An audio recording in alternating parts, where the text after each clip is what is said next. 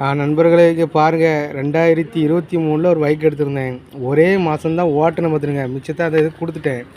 இப்போ அதில் கையெழுத்து போட்ட எல்லா இதுவும் ப்ரூஃபும் சேர்ந்து எக்ஸ்ட்ரா பத்திரத்தையும் சேர்ந்து ஒவ்வொன்றா போட்டு தந்துருக்காக பார்த்துருங்க. இப்போ இது வந்து வீட்டுக்கு வந்து இதை அனுப்பிவிட்ருக்காவ. போஸ்ட் ஆஃபீஸ் மூலியமாக இதை அனுப்பிவிட்ருக்காவ. இது வந்திருக்கு, நான் பார்த்துருக்கேன். ஆனால் நம்மளுக்கு இந்த ஜாமீன் போட்டு நம்மளுக்கு இந்த இதெல்லாம் ரெடி பண்ணி தருவாவுல்ல, அவங்கக்கிட்ட போய் நான் இது எதுக்கு வந்திருக்கேன் அப்படின்னு சொல்லி நான் ஃபோனில் கேட்டேன். அவங்க காலையில் 6 மணிக்கு இந்த இடத்துக்கு வருவேன்னு சொல்லி சொன்னாங்க. மணி 9 ஆகுது. அப்போவும் ஃபோன் போட்டேன். வேறு ஒன்றும் இல்லை, ஃபோனு தான் போட்டிருக்கேன். ஃபஸ்ட்டு இது எடுக்கலை பார்த்துருங்க. அப்போ தொடர்ந்தாலும் ஒரு 4 நேரம் 5 நேரம் அடிச்சுவிட்டேன். அவங்க என்ன ஏசுதாவ. நான் ஏசுறதுனால தப்பு நினைக்கிறேன்னா, அவங்க மாலை போட போகிறேன், அப்போ 6 மணிக்கெலாம் போட்டுருவேன் அப்படின்னு சொல்லி சொன்னாங்க. ஒரு ஏசுன நேரத்துக்கு நான் இப்போ இந்த இடத்துலேருந்து வந்துக்கிட்டு இருக்கேன், நான் வந்து உங்களுக்கு ஃபோன் போடுதேன் அப்படின்னு சொன்னால் முடிச்சு போச்சு. ஏசுறதுல என்ன இருக்குது? இது நீங்களே நியாயத்தை சொல்லுங்கள்.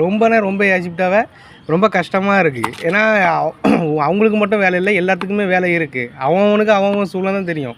உங்களுக்கு உங்கள் சூழ்நிலை, எனக்கு என் சூழ்நிலை. ஆனால் ஒரு ஃபோனை போட்டுட்டு எப்போ பறவை ஃபோன் போடுனா வண்டி ஓட்டிகிட்ருக்கேன், பறவை ஃபோன் போடு, முடிச்சு போச்சு.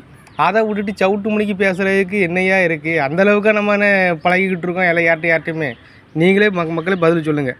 ஒரு பொருள் வாங்கியிருக்கோம்னா அந்த பொருளுக்குள்ள டீட்டெயில் தெரிஞ்சுன்னா அதுக்கப்புறம் வாங்குறது நம்ம இஷ்டம். இப்போ அதேமாரி இது கேட்டிருக்கேன். இது என்ன பத்திரம்னு எனக்கே தெரியல. இது நீங்களே பதில் கமெண்ட்டில் சொல்லுங்கள் ப்ரோ.